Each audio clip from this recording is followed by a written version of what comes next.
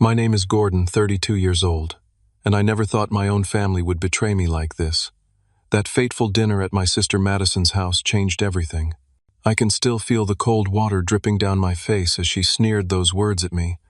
What she didn't know was that I came prepared for war, not reconciliation. The look on their faces when I pulled out those documents still brings me satisfaction today. Before I begin my story, let me know where you're watching from in the comments. Hit that like button and subscribe for more stories about standing up against family injustice. I was born into the Reynolds family, a name synonymous with real estate development in our city. Our family business, Reynolds Properties, has been around for 3 generations, building everything from office complexes to luxury apartments. My father, Frank, started working for my grandfather when he was just 16, learning the ropes from the ground up before taking over the company in his 30s. My mother, Diane, came from money too. Her family owned several successful restaurants across the state. They met at a charity gala, married within 6 months, and their union was as much a business merger as a marriage. Madison came first, the golden child born 7 years before me. From the moment I can remember, she was being groomed to take over Reynolds Properties. Our parents spared no expense on her education, sending her to private schools, prestigious summer camps, and eventually an Ivy League university where she double majored in business and real estate development. Her bedroom walls weren't decorated with posters of musicians or actors like other kids, but with framed certificates, academic awards, and eventually her business school diploma. By contrast, I was always the afterthought. Don't get me wrong, I had all the material comforts a kid could want, but emotional support was scarce. My father barely made it to any of my school events, and when he did, he'd spend most of the time on his phone closing deals. My mother was physically present but emotionally distant, more concerned with maintaining appearances than nurturing her son. Gordon, stand up straight. Gordon, that's not how a Reynolds behaves, Gordon. Why can't you be more like your sister? The constant comparisons to Madison were a soundtrack to my childhood. While Madison embraced the family legacy with open arms, I found myself pulling away. I developed different interests, gravitating toward finance and investment rather than property development. I loved the analytical aspects, the market trends, the way money could work for you if you understood the systems. My father saw this as a rejection of his life's work. Properties are tangible, he'd say dismissively. You can see them, touch them. This investment stuff is all smoke and mirrors. By the time I graduated from college with my finance degree, the die was cast. Madison was already a vice president at Reynolds Properties, with her own corner office and team of employees. I was expected to join the company too, despite my different educational path, but I refused. I wanted to build something of my own to prove my worth outside the family shadow. That decision created the first major rift between us. My parents couldn't understand why I'd turned down a guaranteed position in a successful company. Madison took it personally, as if my choice was a direct criticism of hers. The day I told them I'd accepted a position at a small investment firm instead, my father didn't speak to me for 3 months. The next few years were tough. While Madison's career soared at Reynolds Properties, eventually taking over as CEO when our father semi-retired, I struggled. The investment firm I joined went under during the financial crisis, and I bounced between jobs for a while trying to find my footing. Each family gathering became an exercise in humiliation with subtle and not so subtle digs at my career choices. How's the job hunt going, Gordon? My mother would ask loudly enough for everyone to hear, even during periods when I was employed. Through it all, I kept working, learning, building my knowledge and connections. 5 years ago, I finally established my own financial consulting business. It was small at first, just me working out of my apartment, but I gradually built a client base. I specialized in helping small business owners optimize their finances, establish retirement plans, and navigate tax regulations. It wasn't glamorous or hugely profitable like Reynolds Properties, but it was honest work that helped real people. The real turning point came about 8 months ago. One of my clients, a contractor who had worked on several Reynolds Properties developments, came to me with concerns about some financial irregularities he'd noticed while working with them. At first, I dismissed it as a misunderstanding or sour grapes from a disgruntled contractor, but he showed me copies of invoices and payment records that didn't add up. As a financial professional, the discrepancies were obvious to me once I saw the paperwork. That night I couldn't sleep. Part of me wanted to ignore what I'd seen to pretend the documentation had never crossed my desk. These were my family's business dealings after all, and despite our differences, I had no desire to cause them harm. But another part of me, the professional who had built his reputation on integrity and attention to detail, knew I couldn't just look away.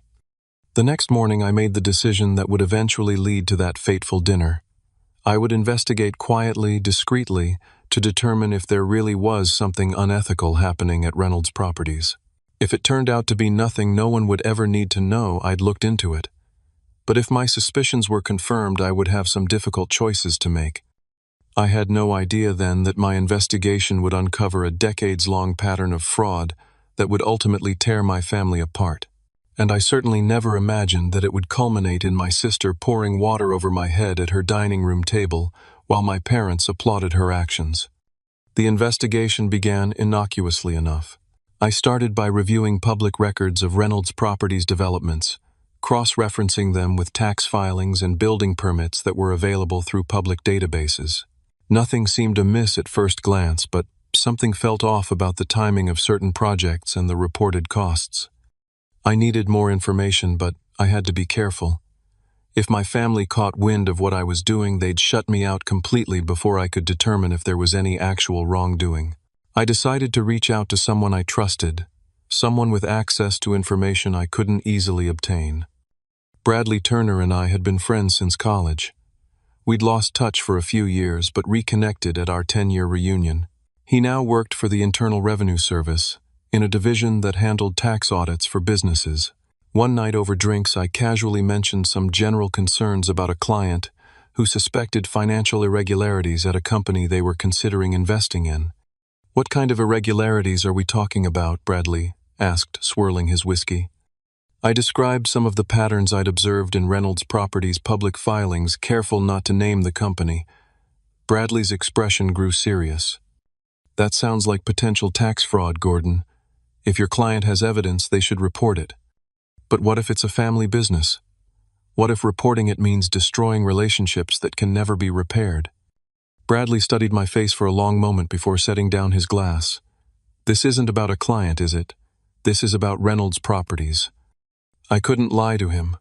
I nodded slowly. "Jesus, Gordon. Your family's company." He ran a hand through his hair. "Look, I can't officially help you investigate your family. That would be a massive conflict of interest and probably illegal. But I can tell you what to look for. What documents would provide conclusive evidence if there really is fraud happening?" Over the next few weeks, Bradley educated me on common tax evasion schemes used in real estate development. Armed with this knowledge, I began digging deeper. I contacted former employees of Reynolds Properties under the guise of networking, carefully steering conversations toward company practices. Most were hesitant to say anything negative, but a few dropped hints about questionable accounting methods. I spent countless nights hunched over my laptop, cross-referencing data, following paper trails and documenting everything meticulously. The more I uncovered, the more disturbed I became. Reynolds Properties had been systematically under-reporting income and inflating expenses for at least 15 years. They had created shell companies to hide assets and avoid taxes. They had bribed building inspectors to overlook code violations. And Madison, my perfect older sister, wasn't just complicit, she was an architect of much of the fraud. One particularly revealing discovery came from a former bookkeeper who had been fired 3 years earlier. She contacted me after hearing through mutual connections that I was asking questions about the company's financial practices. "They fired me because I refused to falsify records," she told me. Over coffee, her hands shaking slightly as she slid a flash drive across the table. I kept copies of the real books and the altered ones. I always knew someday someone would need to see them. The evidence on that drive was damning. It showed millions of dollars in unreported income, systematic tax evasion, and what appeared to be money laundering through various shell corporations. My father's name was all over the older documents, but in more recent years, Madison's signature appeared with increasing frequency. As the evidence mounted, I found myself facing an impossible moral dilemma. Should I confront my family, directly giving them a chance to explain or make amends? Should I report what I'd found to authorities, potentially sending my parents and sister to prison? Or should I destroy the evidence and try to forget what I'd discovered? I barely slept during this period. I lost weight. Friends commented on my distracted demeanor and the dark circles under my eyes. I kept replaying memories from my childhood, searching for some justification to protect my family despite their crimes. I remembered my 8th birthday when my parents missed my party because they were closing an important deal. I remembered my high school graduation when my father spent the ceremony on his phone and left immediately afterward for a business dinner. I remembered the time I lost my job during the financial crisis and asked for a temporary loan to cover my rent, only to have my father lecture me about fiscal responsibility and suggest I move back home and work for the family company. Instead, I also thought about the small business owners I worked with, everyday honest people who struggled to make ends meet while paying their taxes in full. People who played by the rules and often barely scraped by while my family lived in luxury built on fraud and deception. The turning point came when I discovered something truly unforgivable. Among the projects Reynolds Properties had developed was an apartment complex where corners had been cut on safety measures to save money. 3 years after construction, a fire broke out due to faulty wiring that hadn't been properly inspected. A young couple and their infant son died in that fire. The official investigation placed blame on the electrical subcontractor who was properly insured, saving Reynolds Properties from liability. But the documents I found showed that Madison and my father had known about the substandard materials and had pressured inspectors to overlook the violations. That night, I made my decision. I would confront my family with the evidence I had gathered. I would give them one chance to take responsibility for their actions, to make amends, to turn themselves in. If they refused, I would report everything I had found to the proper authorities. I spent another week organizing the evidence, making copies and securing the documents with my lawyer. I wrote a detailed account of everything I had discovered and sent it to myself in a sealed email scheduled to be sent to federal authorities if anything happened to me. Then I called my sister and asked if we could have a family dinner at her house. I told her I had something important to discuss with everyone. "Is everything okay, Gordon?" she asked, a note of genuine concern in her voice that made what I was about to do even harder. "Everything's fine," I lied. "I just have some news I want to share with everyone together." She suggested the following Saturday, and I agreed. As I hung up the phone, I felt a strange calm settle over me. After months of investigation and agonizing over my decision, I was finally going to act. Whatever happened at that dinner would forever change my relationship with my family, but I knew I was doing the right thing. I had no idea just how ugly that confrontation would become. Saturday arrived with an unseasonable chill in the air. I dressed carefully in a charcoal suit, professional, serious armor against what was to come. The leather briefcase containing the documents felt unusually heavy as I carried it to my car. Inside were organized files detailing 15 years of fraud, tax evasion, bribery, and cover-ups. The weight of those papers represented more than just evidence. It was the burden of betrayal, both by my family and from their perspective by me. Madison lived in a sprawling colonial in the most exclusive neighborhood in town. The house was a testament to Reynolds Properties' success, with its manicured lawn, circular driveway, and imposing columns flanking the entrance. As I pulled up, I noticed my parents' Mercedes already parked in the driveway. They were always punctual, a business practice my father had turned into a family virtue. I sat in my car for a few extra minutes, rehearsing what I would say, how I would present the evidence, how I would respond to their inevitable anger and denials. My hands were shaking slightly as I picked up the briefcase and walked to the door. Madison answered my knock with a smile that seemed genuinely warm. She wore an elegant black dress, hair, perfectly styled makeup, flawless as always. The picture of success and sophistication. "Gordon, come in, come in. Mom and Dad are already in the living room having drinks." She hugged me, and I forced myself to return the embrace, feeling like the worst kind of Judas. For a fleeting moment, I considered turning around, getting back in my car and driving away, destroying all the evidence and pretending I'd never discovered the truth. But the memory of that young family who had died in the fire strengthened my resolve. Madison's home was a showcase designed to impress with its soaring ceilings, marble floors, and tasteful artwork. Everything gleamed with polish and privilege. I followed her through the foyer into a spacious living room where my parents sat on a cream-colored sectional sofa, drinks in hand. My father stood as I entered his 6-foot frame, still imposing despite his 68 years. His handshake was firm, businesslike. "Son," he said with a nod. "Not good to see you, or how have you been?" Just son, an acknowledgement of biological connection without warmth. My mother was more demonstrative, rising to kiss my cheek, her expensive perfume enveloping me momentarily. "Gordon, darling, you look thin. Are you eating properly?" The question wasn't really about my well-being.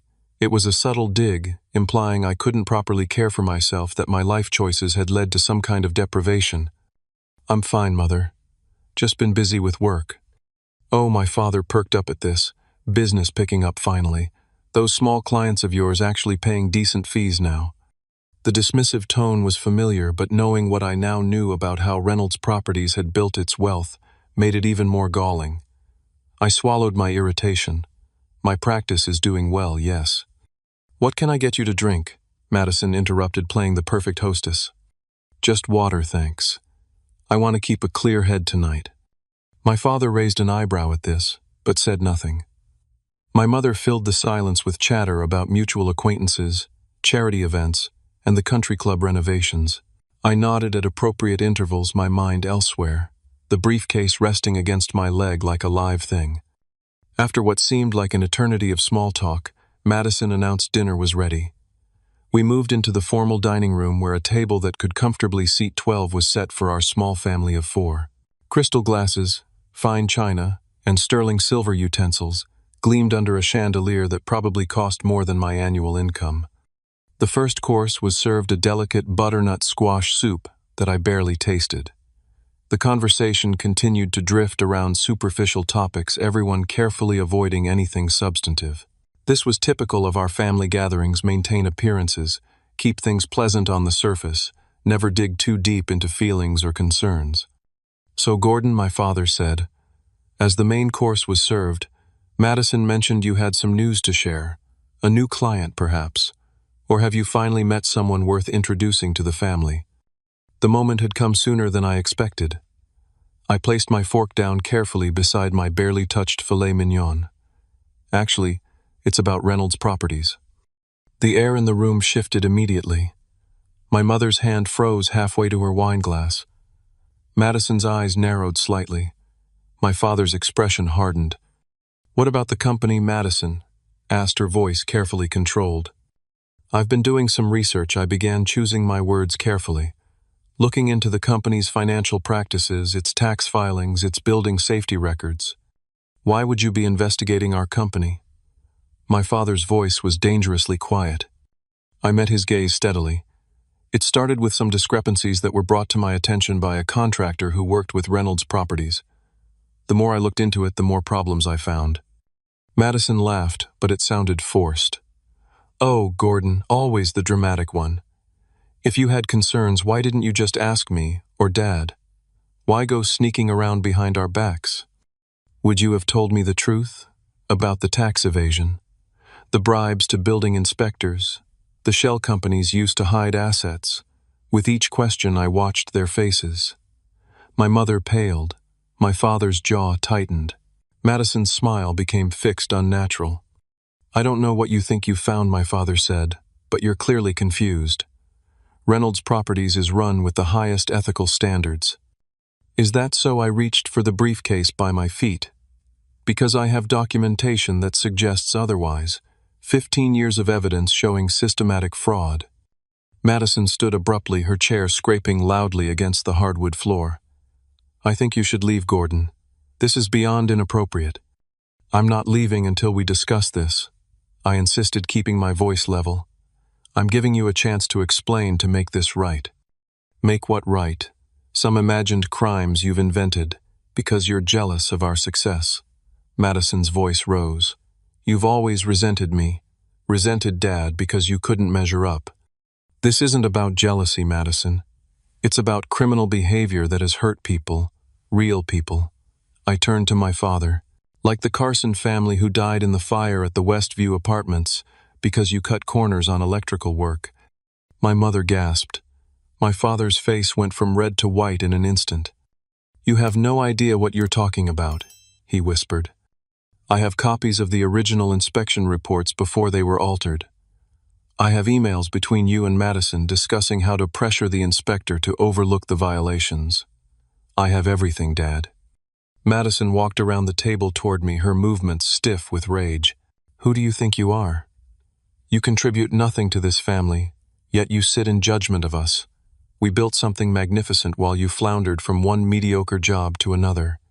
I stayed seated, forcing myself to remain calm despite my racing heart. "I built something honest.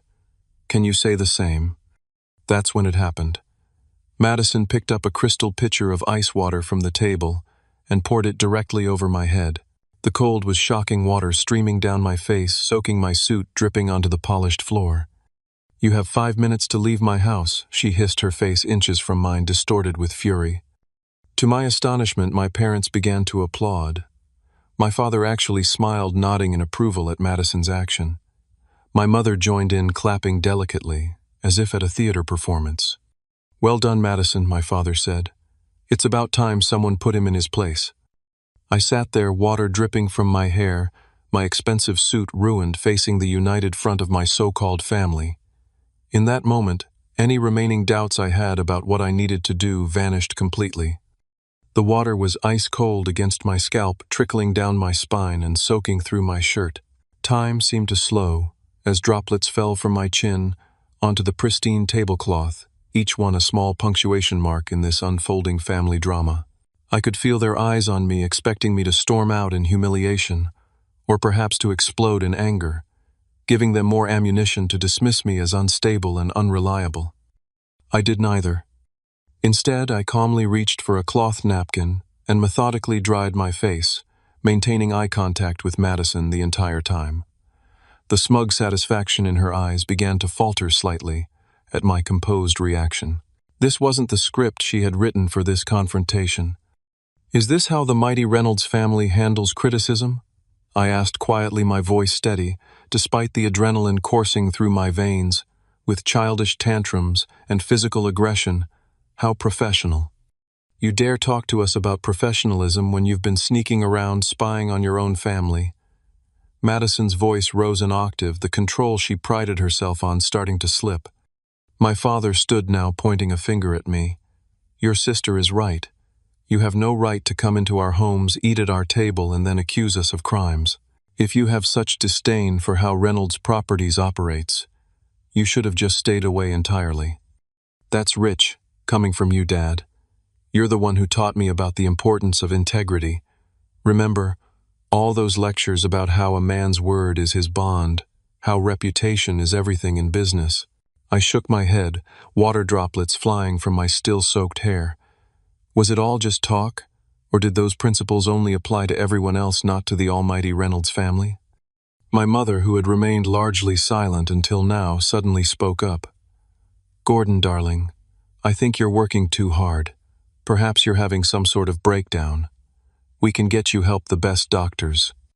"I don't need doctors, Mother," I interrupted. "What I need is for my family to take responsibility for their actions." Madison laughed, a harsh, brittle sound. "Responsibility? That's rich coming from you. When have you ever taken responsibility for your failures? Always blaming us because you couldn't hack it in the real business world." "Madison's right," my father chimed in. "We offered you everything: education, opportunities, connections, and you threw it all away because your ego couldn't handle working under your sister. And now you come here with these ridiculous accusations. This is nothing but petty revenge." I looked at each of them in turn, these people who shared my blood but were suddenly strangers to me. The realization was both painful and freeing. They would never acknowledge what they had done. They would never change. They would continue to justify their actions, to believe themselves above the law, above common decency. 5 minutes, Gordon, Madison reminded me, glancing ostentatiously at her watch. "The clock is ticking." That's when I reached for my briefcase. The leather was cool and smooth under my fingers as I placed it on the table and clicked open the locks. The sound was crisp, definitive in the tense silence of the dining room. Actually, I said, pulling out a thick stack of neatly organized documents, you're the ones running out of time. The atmosphere in the room shifted immediately. My mother's smug smile faltered. My father's face, flushed with anger just moments before, began to pale. Madison took an involuntary step back. "What is this?" she demanded, but I could hear the first note of uncertainty in her voice. I spread the documents on the table, careful to avoid the water puddles from Madison's little display. "This is 15 years of evidence documenting tax fraud, bribery, money laundering, and criminal negligence. Every transaction, every false report, every bribed official, all meticulously documented and cross-referenced." I turned to a specific page and pointed. "Here's where you created a shell company to hide assets from the IRS." I flipped to another section. "Here are the real versus the reported expenses for the Riverside development, showing over $3 million in unreported income." Another page. "And here's the smoking gun emails between you and Dad discussing how to falsify inspection reports for the Westview Apartments, the building where the Carson family died." "Those are confidential company documents," my father spluttered. "You had no right." "I had every right as a citizen to report criminal activity," I cut him off. "And as your son, I had every moral obligation to give you a chance to come clean before I turned these over to the authorities." Madison lunged for the papers, but I was quicker, sliding them back into the briefcase and snapping it shut. "I have copies, of course. Multiple copies stored in various secure locations. My lawyer has a complete set with instructions to release them to the FBI, the IRS, and the district attorney's office if anything happens to me." "You're bluffing," Madison said, but the tremor in her voice betrayed her uncertainty. I smiled for the first time that evening, a cold, humorless smile that felt foreign on my face. "Am I? You really want to test that theory? Because copies of these documents are scheduled to be delivered to the authorities tomorrow morning, unless I personally cancel that delivery. So yes, Madison, you're right about one thing: time is running out. But not for me." I stood, briefcase in hand water, still dripping from my ruined suit. "You've only got about 5 minutes left to pray that I might change my mind. But given the welcome I've received here tonight, I wouldn't count on divine intervention." The color had drained completely from my mother's face. My father, the man who had loomed so large throughout my childhood, suddenly looked small, diminished by the weight of his exposed crimes. "You wouldn't do this to your own family," he said. But it sounded more like a plea than a statement. "You stopped being my family long before tonight," I replied, surprised by how little emotion I felt saying those words. "A real family supports each other, respects each other, holds each other to a higher standard. What we have is a biological connection and a shared last name, nothing more." "Gordon, please." My mother finally spoke, her voice barely above a whisper. "Think about what this will do to us, to the Reynolds name." "I have thought about it, Mother. For months I've thought about nothing else, and I've decided that the truth matters more than protecting people who have shown me nothing but contempt, who have built their fortune on lies and the suffering of others." Madison, always quick to recover, switched tactics. Her face softened, and she took a step toward me, hand outstretched. "Gordon, let's talk about this reasonably. I'm sure we can come to some arrangement that satisfies everyone. There's no need to do anything rash." I recognized the expression. It was the same one she used when negotiating with contractors, a calculated blend of charm and implied threat. It might have worked on someone who hadn't grown up watching her perfect this technique. "An arrangement," I repeated. "You mean a bribe? That's your solution to everything, isn't it? Throw money at problems until they go away." "But I'm not for sale, Madison. Not everyone can be bought." "Name your price," my father interjected, businessman to the end. "Everyone has one." I looked at him with something approaching pity. "That's where you're wrong, Dad. Some things aren't negotiable. Integrity, justice, the truth. You taught me that once before. I realized they were just words to you, not principles you actually lived by." I checked my watch, deliberately mirroring Madison's earlier gesture. "Your 5 minutes are almost up. I'll be going now. I suggest you spend what little time you have left getting your affairs in order and contacting your lawyers. You're going to need them." And with that, I turned and walked toward the door, half expecting someone to try to stop me physically. But no one moved. The silence behind me was absolute, broken, only by the soft sound of my mother beginning to cry. As I reached the foyer, Madison finally found her voice again. "You'll regret this," she called after me, a desperate edge to her words. "When this is all over, you'll have nothing and no one. You're dead to us. Do you hear me? Dead?" I paused at the front door and looked back at them one last time. My father standing rigid with shock and fury, my mother collapsed in a chair with tears streaming down her face, Madison trembling with rage. "I've been dead to you for years," I said quietly. "The difference is now I know it." Then I walked out into the cool night air, climbed into my car, and drove away from the house, the family, and the lies that had defined my life for too long. I felt neither triumph nor sadness, just a profound exhaustion and the certainty that I had crossed a point of no return.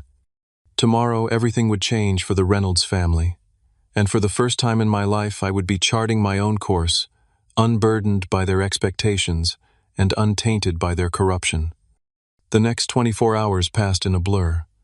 True to my word, I didn't cancel the delivery of documents to the authorities. By 9 o'clock the following morning, copies of everything I had collected were in the hands of the FBI, the IRS Criminal Investigation Division, and the District Attorney's Office. I had spent the night in a hotel, my phone turned off, isolating myself from the inevitable backlash. When I finally turned my phone back on around noon, it exploded with notifications. 27 missed calls from Madison, 15 from my father, 12 from my mother, dozens of text messages ranging from threats to desperate pleas for a meeting. I deleted them all without reading beyond the previews. There was also a voicemail from Bradley at the IRS. "Gordon, what the hell have you done? The office is buzzing about a major case just opened against Reynolds Properties. Call me as soon as you can." I didn't call him back. Not yet. I needed time to process what was happening, to prepare myself for the storm that was about to break over my life. I checked out of the hotel and drove to a small coffee shop on the other side of town, someplace my family would never think to look for me. I had just ordered when my phone rang with an unknown number. Against my better judgment, I answered. "Mr. Reynolds, this is Special Agent Carla Martinez with the FBI. We've received your documentation regarding Reynolds Properties and would like to meet with you as soon as possible." The meeting was set for 3 o'clock that afternoon. I arrived at the federal building 15 minutes early, clutching a briefcase containing the original documents. Security was tight, and I felt strangely exposed as I was escorted to a conference room on the 4th floor. 3 people waited for me. Special Agent Martinez from the FBI, a stern-faced man who introduced himself as Richard Thornton from the IRS Criminal Investigation Division, and Assistant District Attorney James Wilson. They asked me to walk them through everything I had discovered, interrupting occasionally with clarifying questions. I spoke for nearly 2 hours, my throat going dry, as I laid out the extent of my family's crimes. "You understand that this will likely result in criminal charges against your father, your sister, and possibly your mother as well, Ada?" Wilson asked when I had finished. "Yes," I said simply. "And you're prepared to testify against them, if necessary?" I hesitated only briefly before nodding. "Yes." Agent Martinez studied me with a mixture of respect and suspicion. "May I ask why you've chosen to come forward now, Mr. Reynolds? These activities have been going on for 15 years by your own account." "I only discovered the extent of it recently," I explained. "Once I knew I couldn't be complicit by remaining silent." "Even though it's your own family?" Thornton asked. "Especially because it's my family," I replied. "They taught me about responsibility and integrity, then failed to live up to those values themselves. Someone had to hold them accountable." They nodded, seemingly satisfied with my answer. As the meeting concluded, Martinez handed me her card. "There will be significant blowback from this, Mr. Reynolds. If you receive any threats or feel unsafe in any way, call me immediately." I hadn't even reached my car when my phone rang again. This time it was my lawyer, Michael Prescott. "Gordon, I just got a call from Lawrence Deming." Deming was my father's attorney, a shark in an expensive suit who had represented Reynolds Properties for decades. "They want to arrange a meeting. Tonight if possible." "What for?" "They claim they want to discuss a resolution that would benefit all parties." I strongly advised against meeting without me present. I considered this for a moment. Set it up, but I choose the location, and you'll be there. We agreed on Michael's office at 8 o'clock that evening. I spent the intervening hours in a state of hypervigilance, jumping at every sound, checking my rearview mirror constantly as I drove around the city with no particular destination in mind. I wasn't sure if I was more afraid of confronting my family again, or of being alone with my thoughts. 8 o'clock arrived with brutal swiftness. I arrived at Michael's downtown office to find my father's black Mercedes and Madison's Range Rover already parked outside. Michael met me in the lobby, his expression grave. They brought the heavy artillery, he warned me. Lawrence Deming and Patricia Schultz. Schultz was one of the top criminal defense attorneys in the state, known for representing white-collar criminals. They've been here for 15 minutes already, trying to intimidate me with legal jargon and thinly veiled threats. Let them try, I said, with more confidence than I felt. The conference room was tense with unspoken hostility when we entered. My father sat at the far end of the table, looking older than I had ever seen him. Madison sat to his right, her face a mask of controlled fury. Their attorneys flanked them like bodyguards. Gordon, my father, acknowledged me with a curt nod. I took a seat opposite them, Michael beside me. Let's skip the pleasantries, I said. Why did you want this meeting? Lawrence Deming cleared his throat. My clients believe there's been a serious misunderstanding. The documents you've provided to authorities have been taken out of context or misinterpreted. I laughed without humor. Is that the defense you're going with? Good luck explaining the shell companies and falsified inspection reports as a misunderstanding. Gordon Madison leaned forward, her voice honeyed with fake sincerity. We're your family. Why are you doing this to us?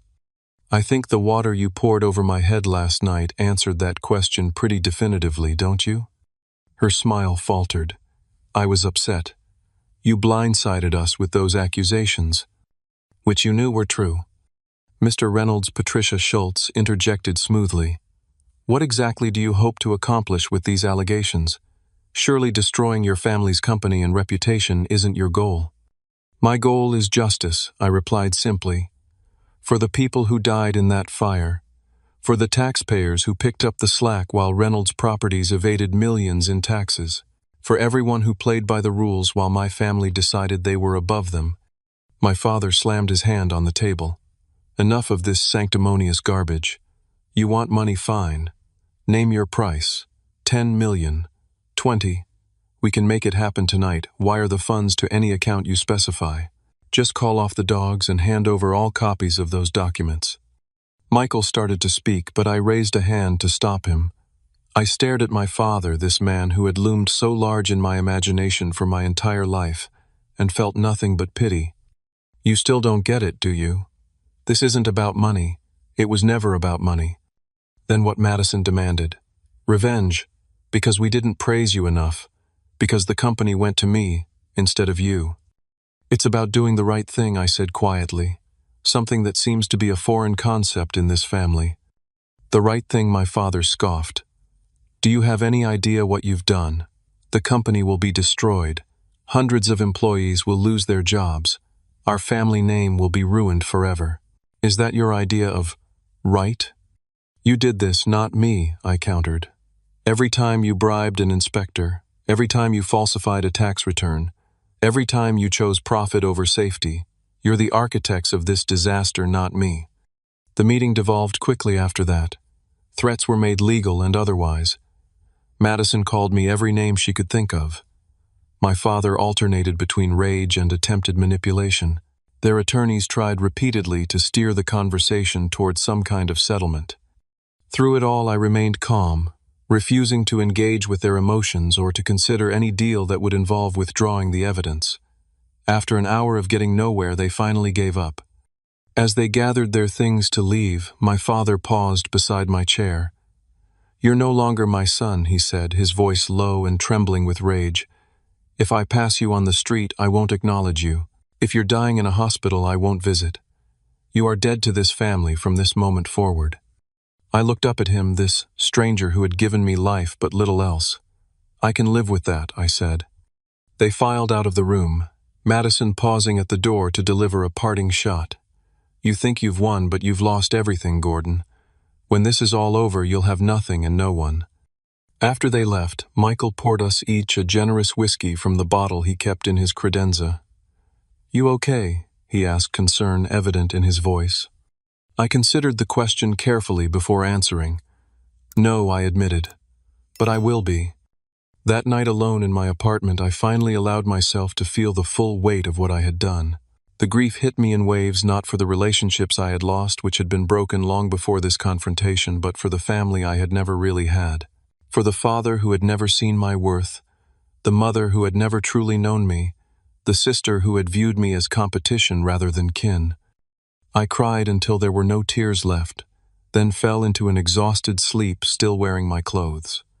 When I woke the next morning, something had shifted inside me. The grief was still there, but alongside it was a strange, fragile sense of freedom. For the first time in my life, I was completely untethered from the Reynolds legacy, from their expectations and judgments. I was alone, yes, but I was also finally free.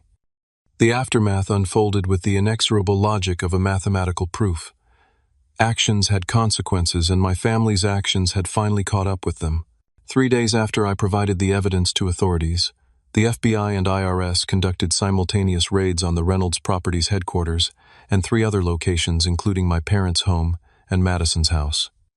The local news carried footage of agents carrying out boxes of documents and computers, while reporters speculated about the nature of the investigation.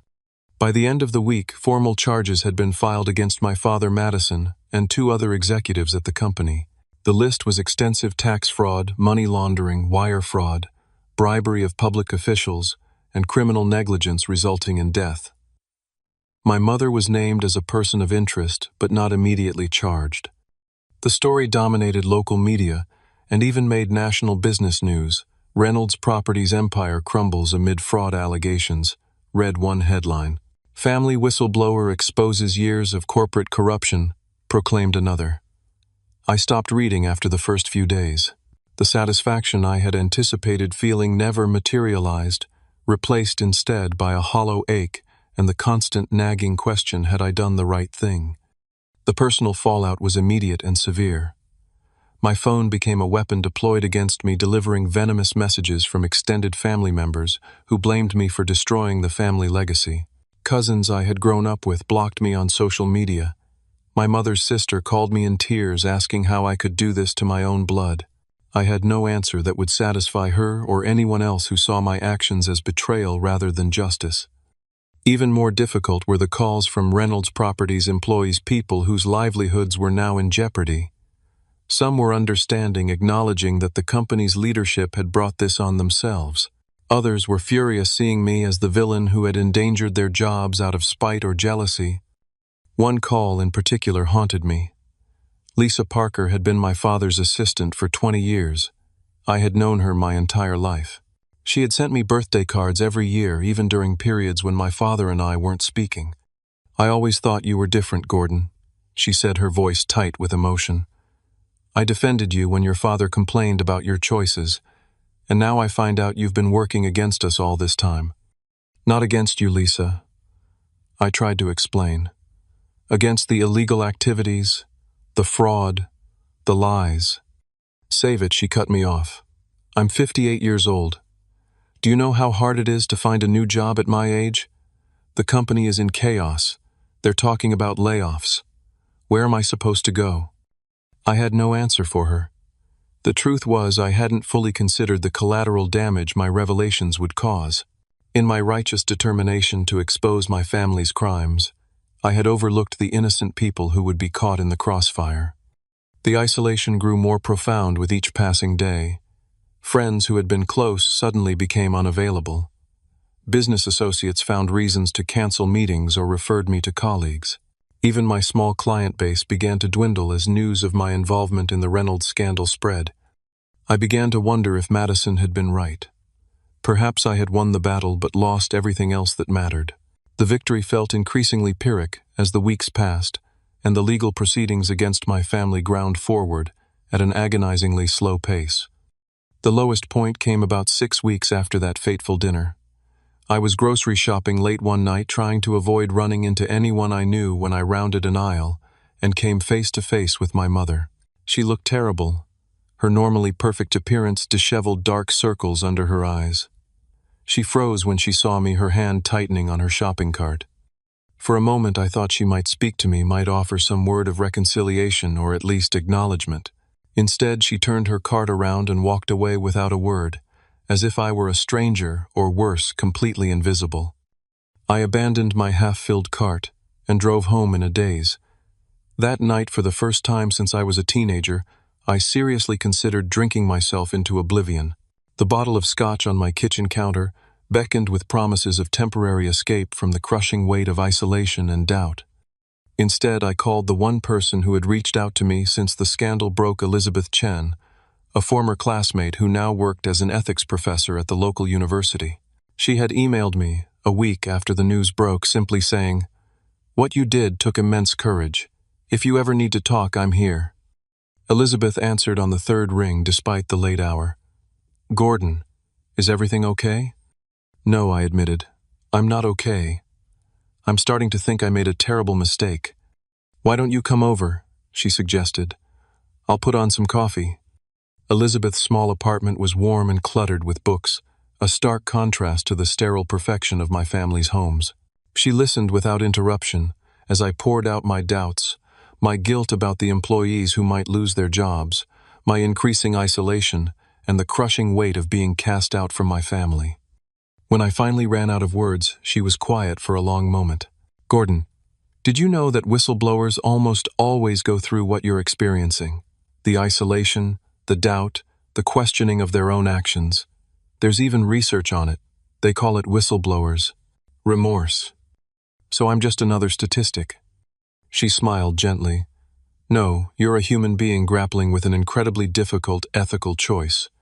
Look, I can't tell you if what you did was right or wrong in some absolute sense. Ethics rarely deals in absolutes.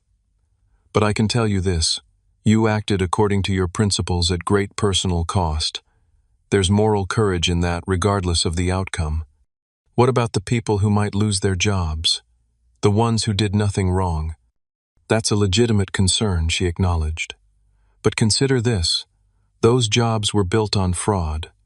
The company's success, its very existence in its current form, was based on criminal activity. If Reynolds Properties had played by the rules all along, who knows how many of those jobs would actually exist?" It wasn't a perfect answer, but it helped. Over the following weeks, I found myself at Elizabeth's apartment, frequently, sometimes talking for hours, sometimes just sitting in companionable silence as we both worked on our laptops. She became my anchor in a world that had suddenly become unrecognizable. 3 months after the scandal broke, my father and Madison were formally indicted on multiple federal charges. Their trial was set for the following year. The local paper ran a front-page story featuring side-by-side photos of them leaving the courthouse after their arraignment, their faces grim, flanked by their attorneys. That same day, I received a letter from a woman named Teresa Carson. The name was immediately familiar. Carson was the surname of the family who had died in the apartment fire. Teresa was the mother of Robert Carson, who had perished alongside his wife Jennifer and their 6-month-old son Michael. The letter was handwritten on simple stationery. "Dear Mr. Reynolds," it began, "I wanted to thank you personally for your courage in coming forward with the truth about my son's death. For 3 years I've lived with the official explanation that blamed the electrical contractor. I never fully believed it, but I had no way to prove otherwise. Thanks to you, the truth is finally coming to light. While nothing can bring back Robert, Jennifer, and little Michael, knowing that those responsible will face justice brings me some measure of peace. Your actions cost you your family, but please know that they have provided closure for mine. With deepest gratitude, Teresa Carson." I read the letter 3 times, tears blurring my vision. I had not expected this validation, this confirmation that despite all the personal cost, my actions had mattered to someone who truly deserved justice. I folded the letter carefully and placed it in my desk drawer. That night I slept soundly for the first time in months. The healing wasn't immediate or linear. There were still days when the doubt and loneliness threatened to overwhelm me, But slowly, incrementally, I began to rebuild my life. I found a new apartment in a different part of town. I focused on rebuilding my financial consulting business, starting with small clients who either didn't know or didn't care about my connection to the Reynolds scandal. Elizabeth remained a steadfast friend, and eventually became more than that. Her perspective as an ethics professor helped me process what had happened and find meaning in the painful choices I had made. She never tried to minimize the loss of my family, but helped me see that relationships built on lies and manipulation weren't true connections to begin with. 6 months after the indictments, an unexpected call came from Bradley, my friend at the IRS, who had helped me understand what to look for in the Reynolds properties records. "Gordon, I wasn't sure if you'd take my call," he began awkwardly. "Why wouldn't I?" "Well, I haven't exactly been in touch since everything went down. I should have reached out sooner." "You were in a difficult position professionally," I acknowledged. "I understand. That's generous of you. Listen, I'm calling because there's something you should know. The Carson case. The family that died in the fire. The prosecutor is considering bringing manslaughter charges against your father and sister based on the evidence you provided." The news hit me like a physical blow. Fraud and tax evasion were one thing. Manslaughter was something else entirely. Despite everything, the thought of my father and Madison potentially going to prison for years, possibly decades, was difficult to process. "Are you okay?" Bradley asked, after my prolonged silence. "I don't know," I answered honestly. "I wanted justice, but they're still your family," he finished for me. "It's okay to have complicated feelings about this, Gordon. It would be weird if you didn't." After that call, I made a decision that surprised even me. I contacted the district attorney's office and requested a meeting with Madison at the courthouse before her next hearing. I wasn't sure she would agree to see me, but 3 days later I found myself in a small conference room waiting for her to arrive. When she entered, escorted by a court officer, I barely recognized her.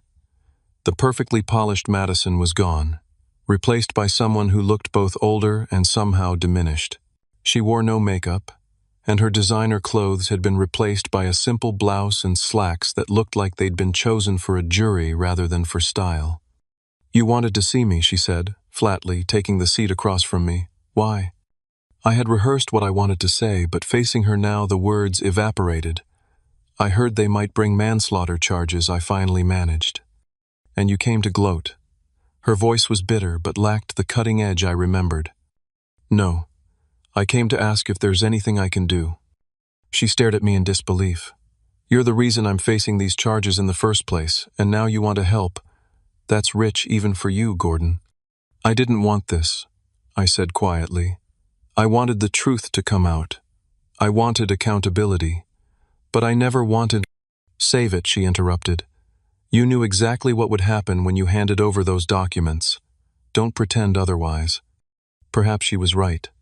Perhaps, on some level, I had known where this would lead, even if I hadn't fully admitted it to myself. "How's Mom?" I asked, changing the subject.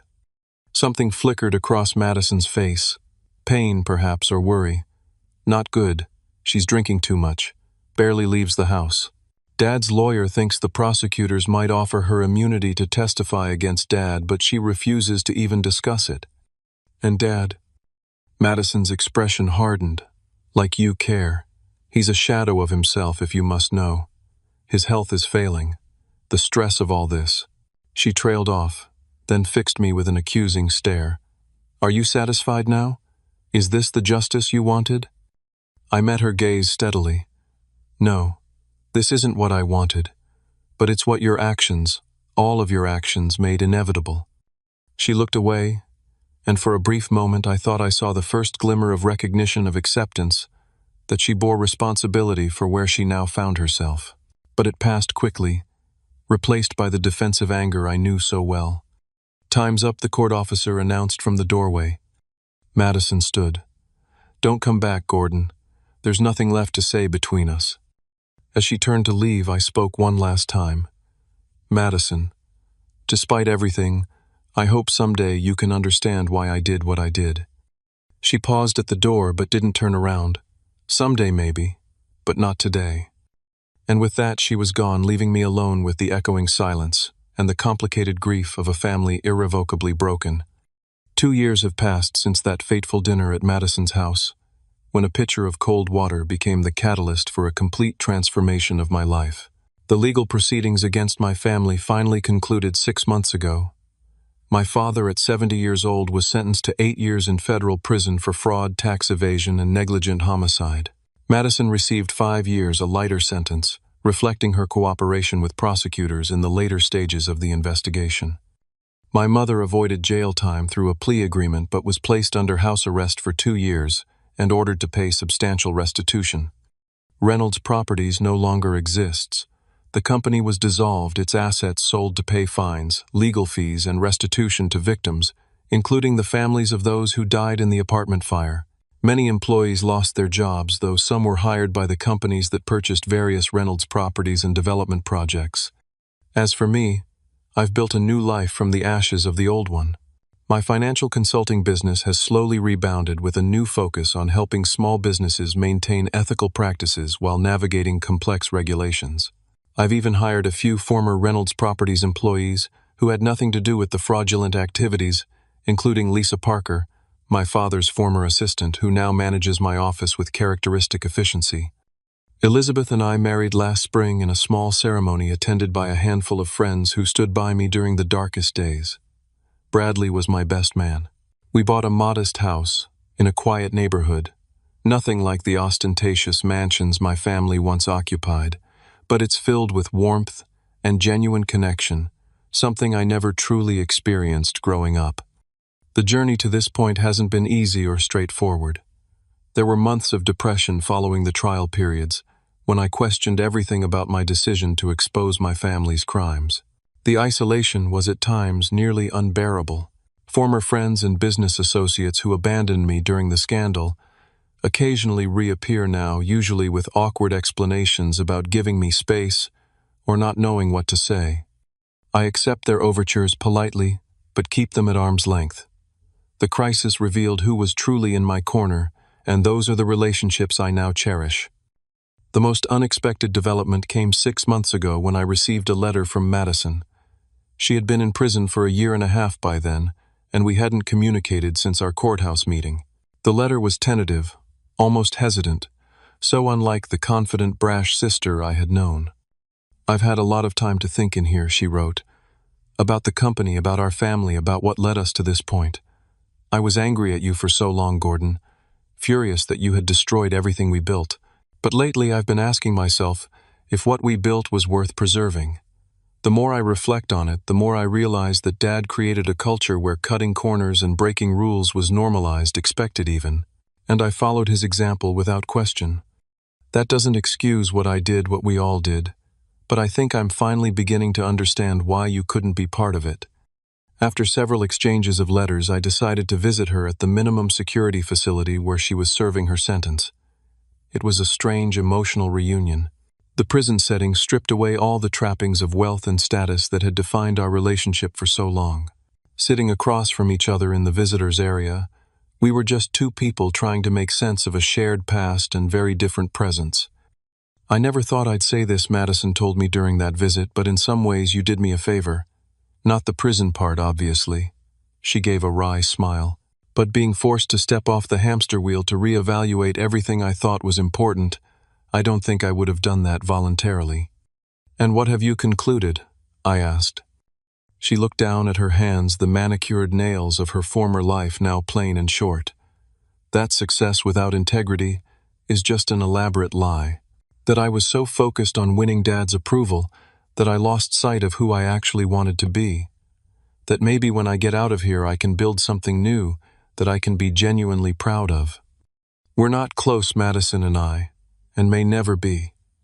Too much has happened, too many harsh words exchanged, too much damage done on both sides. But there's a fragile bridge being built between us now, brick by careful brick. It's not forgiveness exactly, not yet, but perhaps a mutual recognition that we were both products of a dysfunctional family system that valued appearance over substance, achievement over ethics. My father is a different story. He has refused all my attempts at communication, returning my letters unopened. According to Madison, he remains convinced that I betrayed the family out of jealousy and spite unable or unwilling to acknowledge the real reasons behind my actions. His health has deteriorated in prison, and Madison believes he may not serve his full sentence. Part of me hopes for a reconciliation before it's too late, but I've accepted that it may never come. My mother calls occasionally, usually when she's had too much to drink. Our conversations are stilted, superficial. She flits between blaming me for destroying the family and imploring me to visit, seemingly unable to decide if I'm villain or victim in her narrative. I maintain contact out of a sense of duty rather than connection, aware that she too is grappling with the collapse of everything she believed in. The most profound lesson I've learned through all of this is about the nature of family itself. For most of my life, I defined family narrowly, as the people who shared my DNA and my last name. I measured my worth by their approval and acceptance, even as their actions demonstrated values contrary to my own. The crisis forced me to reimagine what family truly means. Family, I've come to believe, is not an accident of birth, but a community of choice. It's built on mutual respect, shared values, and genuine care for one another's well-being. Elizabeth Bradley and the handful of friends who stood by me during the darkest days have become my real family. The bonds we've formed aren't based on obligation or shared history, but on authentic connection and chosen loyalty. I've also learned about the heavy price of integrity and the complex nature of justice. Doing the right thing rarely feels triumphant in the moment. More often it's painful, messy, and full of unexpected consequences. The black and white certainty I felt when I first uncovered my family's crimes has given way to a more nuanced understanding of human fallibility, including my own. There are still nights when I lie awake, questioning whether I could have found another way, whether the collateral damage could have been minimized. But then I remember Teresa Carson's letter, thanking me for bringing closure to her family's tragedy. I think of the small business owners who were forced to compete against Reynolds Properties' fraudulent advantages. I recall the employees who were unwittingly made complicit in illegal activities. And I know that despite all it cost me personally, shining a light on the truth was the only choice I could have made and still lived with myself. Last month, I launched a nonprofit foundation aimed at supporting whistleblowers who expose corporate malfeasance. Using a portion of the reward I received from the IRS whistleblower program, something I never anticipated when I first came forward. The foundation provides legal assistance, counseling, and financial support to those who risk everything to stand up for what's right. It's my way of creating meaning from the pain of ensuring that something constructive emerges from the ashes of my family's downfall. Sometimes I think back to that moment at Madison's dining table, water dripping from my hair, faced with the united contempt of my family. I remember the cold fury I felt as I pulled out those documents and said those words, "You've only got 5 minutes left to pray." In that moment, I was motivated partly by righteousness, but also by hurt and anger at years of dismissal and emotional neglect. The journey since then has taught me that justice without compassion can become another form of violence. That standing firm for truth doesn't require hardening your heart. That even in the midst of holding people accountable for their actions, there must be room for redemption and healing. I don't know what the future holds for my biological family. Madison will be released in 3 years, facing the daunting task of rebuilding a life with a felony record and a notorious last name. My father may never leave prison. My mother continues her solitary existence in what remains of our family home, a shadow of her former self. The Reynolds legacy built over 3 generations has crumbled to dust. Yet from that dust, new possibilities have emerged. Not just for me, but perhaps even for Madison, who seems genuinely committed to charting a different course when she returns to society. The truth, painful as it was, created space for authentic growth and connection that would never have been possible within the elaborate lie that was our family business. If there's one thing I want you to take from my story, it's this: true integrity often comes at a high price, but the cost of compromising your values is ultimately far greater. The hardest choices, the ones that pit your principles against your personal connections, your ethical code against your comfort, are the ones that define who you really are. And sometimes losing everything you thought mattered is the only way to discover what truly does. What difficult choice have you faced that tested your integrity? Have you ever had to stand alone for what you believed was right? Share your experiences in the comments below. And if my story resonated with you, please like, subscribe, and share it with someone who might need to hear that they're not alone in their ethical struggles. Thank you for listening, and remember, the path of integrity may be lonely at times, but it's the only one that leads to true freedom.